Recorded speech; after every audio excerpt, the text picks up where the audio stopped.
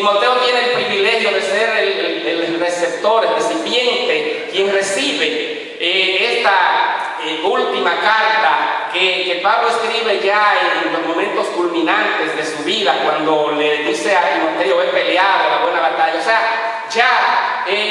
Pablo estaba listo para pasar por el martirio, pero antes de hacerlo, él quiere escribirle a Timoteo y darle algunas instrucciones. Entonces,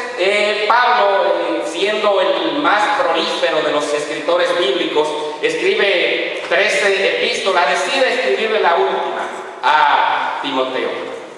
Decía 13 epístolas, hay quienes consideran que escribió 14, porque hay muchos que le atribuyen también la epístola a los hebreos, ¿verdad? Hay muchos estudiosos que le atribuyen la epístola a los hebreos,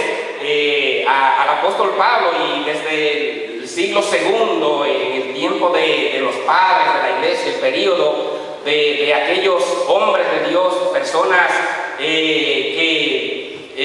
fueron entregados, llamados también apologistas, que eran hombres que batallaban y querían presentar defensa en lo que es la palabra de Dios en un tiempo donde el mundo estaba envuelto en muchas herejías. Y entre esas personas que atribuyen la epístola a los hebreos para decir entonces que son 14, la que escribe Pablo, encontramos hombres de la talla de Orígenes, Tertuliano, que fueron hombres del siglo II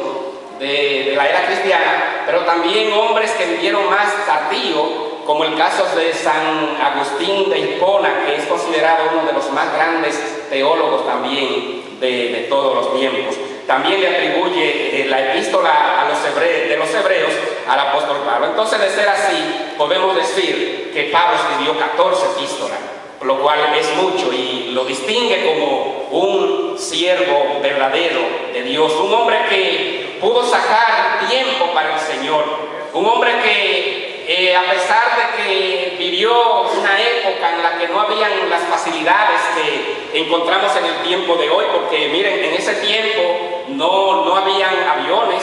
no habían trenes, no habían automóviles, y Pablo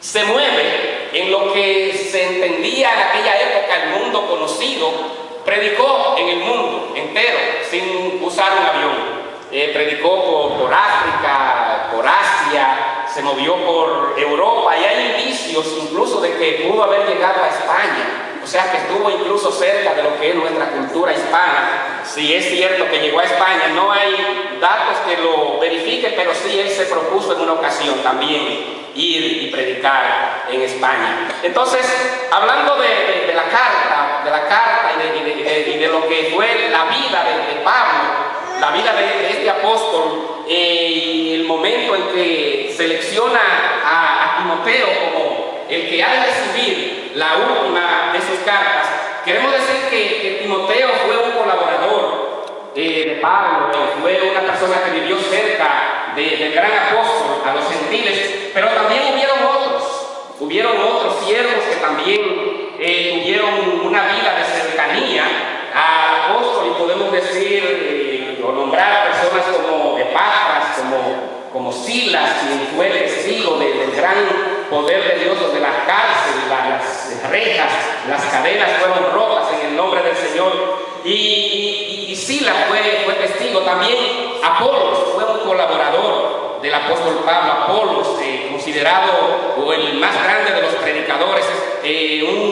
un siervo de Dios del cual no se dice mucho, pero se dice, entre las pocas cosas que se dicen, podemos determinar que fue quizás el mejor predicador, incluso que el apóstol Pablo, porque de él se dice que era un varón elocuente, tenía elocuencia, y que también era poderoso en las escrituras. Y Apolo es también uno de los colaboradores de Bernabé, también Lucas, pero ninguno de ellos es quien recibe la última carta.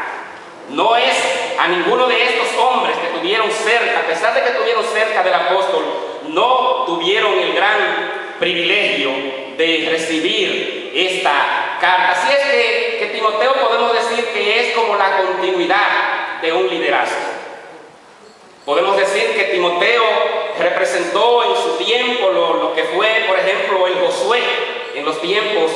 de Moisés, que es el que se encarga de conducir el pueblo hacia la tierra prometida. O sea, donde Moisés se queda, continúa Josué. También hubieron otros hombres que fueron la continuidad de un liderazgo. Por ejemplo, encontramos a Eliseo,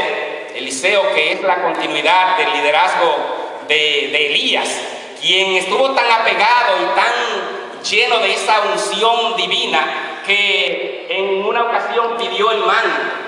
solicitó el manto, como que ahí estaba la autoridad, estaba el poder, y él quiso ser entonces el recipiente de esta gracia maravillosa. Entonces podemos decir que Timoteo representa también lo que es la iglesia, una iglesia que se mueve apegada a un liderazgo cristiano, una iglesia que trabaja, que continúa, que lucha, una iglesia que procura